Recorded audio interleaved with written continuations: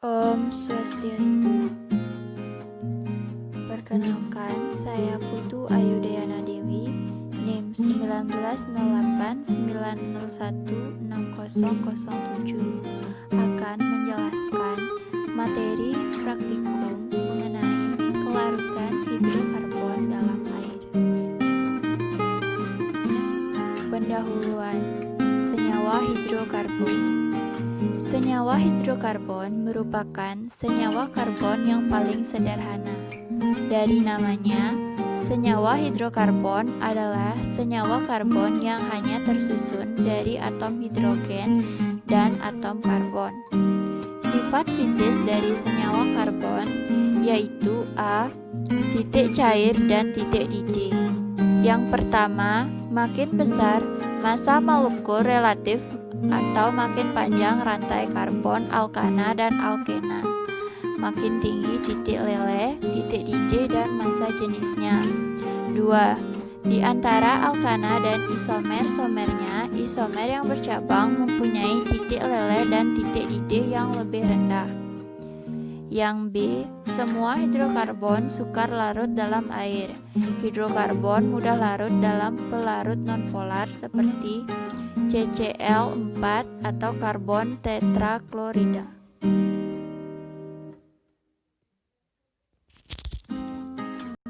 Selanjutnya yaitu air. Air adalah substansi kimia dengan rumus kimia H2O. Satu molekul air tersusun atas dua atom hidrogen yang terikat secara kovalen pada satu atom oksigen. Air bersifat tidak berwarna, tidak berasa, dan tidak berbau. Pada kondisi standar, yaitu pada tekanan 100 kPa atau 1 bar dan temperatur 273,15 Kelvin atau 0 derajat Celcius.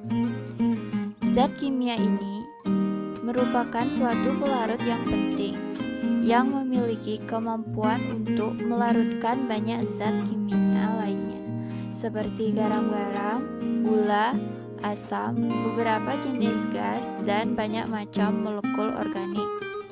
Air sering disebut sebagai pelarut universal karena air melarutkan banyak zat kimia. Air berada dalam kesetimbangan dinamis antara fase cair dan padat di bawah tekanan dan temperatur standar.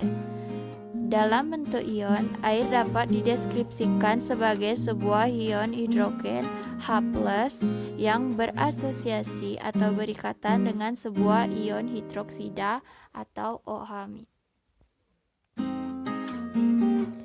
Dalam praktikum yang sudah jelaskan pada video pertama mengenai kelarutan hidrokarbon dalam air, didapatkan alat dan bahan berupa tabung reaksi, rak tabung reaksi, pipet tetes, dan beker gelas.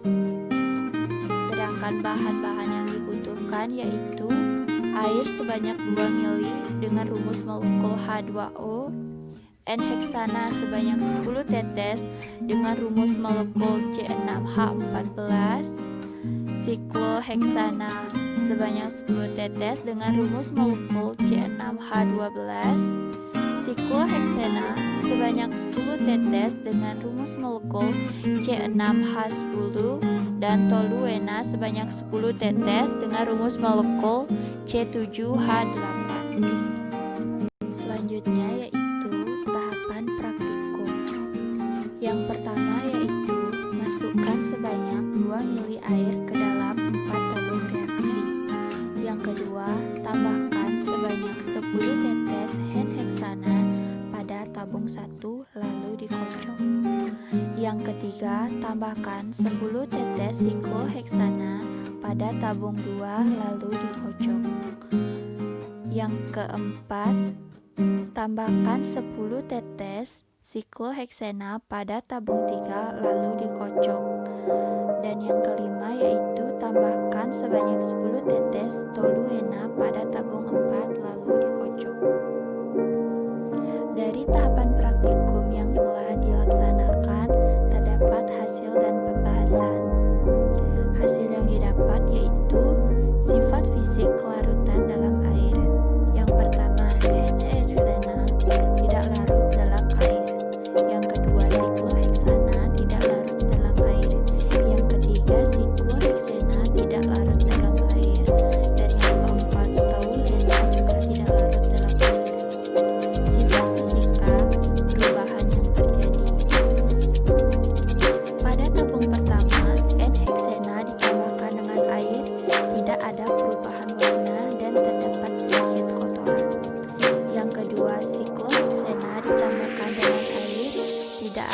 perubahan warna dan terdapat gelembung ketika tabung dikocok.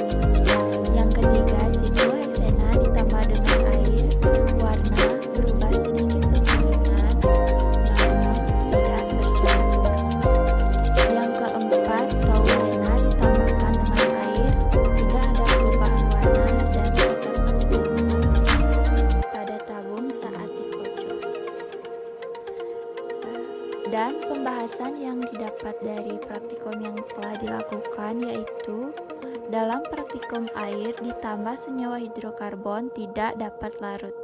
Hal ini dikarenakan air adalah polar dan hidrokarbon adalah non-polar. Dalam kelarutan non-polar umumnya hanya larut pada non-polar juga. Maka dari itu air dan senyawa hidrokarbon tidak dapat larut dalam larutan air ditambah hidrokarbon. Terdapat lapisan. Lapis atas merupakan hidrokarbon dan lapis bawah adalah air. Hal ini disebabkan karena air memiliki massa jenis lebih berat daripada hidrokarbon.